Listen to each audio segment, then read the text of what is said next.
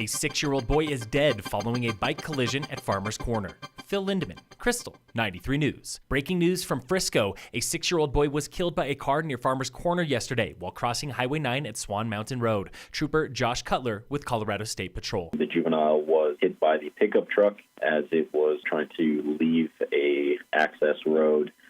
He was transported to Summit Medical Center, but unfortunately was declared dead upon arrival. The boy from Dillon was on a bicycle around 6:10 p.m. when he was struck by a truck driven by a 19-year-old from Breckenridge. Officials have not released any names or details pending an investigation. Right now, State Patrol does not suspect drugs or alcohol. Trooper Lewis reminds drivers and cyclists to be wary as summer approaches. Despite the weather today, we will start seeing more of an abundance of pedestrians and bicyclists out, so we certainly ask that people are super vigilant whenever they're potentially going into a situation where a pedestrian might be around. Stay tuned at 4 and 5 p.m. today for the latest. Last May, another young boy was killed in a bicycle collision at the Lincoln Park neighborhood in Breck.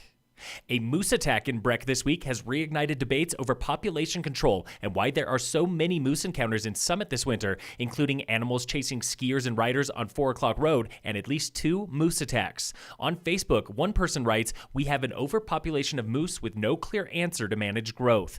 In response, another suggested wolf rehabilitation, but biologist and wolf activist Mike Phillips says wolves will likely never live in Summit. I don't believe moose to be the ideal prey animal for a gray wolf. I think probably elk is a better item. But Phillips agrees something is missing from the local food chain. Predation, whether it's manifest by a gray wolf or a grizzly bear or a cougar or a coyote predation, is a very important ecological process.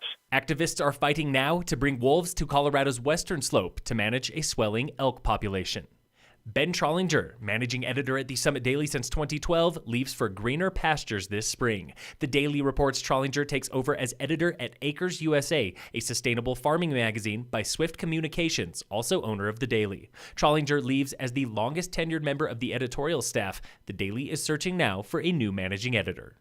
Net neutrality took a blow in the U.S. last year when the federal government loosened restrictions on internet service providers, but a new state law could protect the web, in Colorado at least. The Denver Post reports the law cuts tax funding if providers slash internet speeds or block websites. Opponents call those tactics the start of state-run internet, like in China. The Colorado bill failed last year, but now has support of Democratic Congress. Avalanche danger is moderate and changing today in the Summit Eagle County zone as a winter storm rolls through the high country. Danger is moderate at and above tree line and low below tree line. Check the CAIC website and app for details. In sports, the Rockies lost to the Braves yesterday 7-1, their 5th straight loss. The Nuggets lost to the Jazz 118-108. Today, the Rockies have postponed the final game of the Braves series due to weather. The Nuggets played the Timberwolves at 8:30 on ESPN. And in local sports, brought to you by American Family Insurance, the Weiss Agency, Summit High Baseball beat Palmer yesterday 7-5. Girls soccer also won against Rifle 5-0. Today, girls lacrosse has a home game against Roaring Fork High, weather pending. Phil Lindemann, Krystal, 93 News.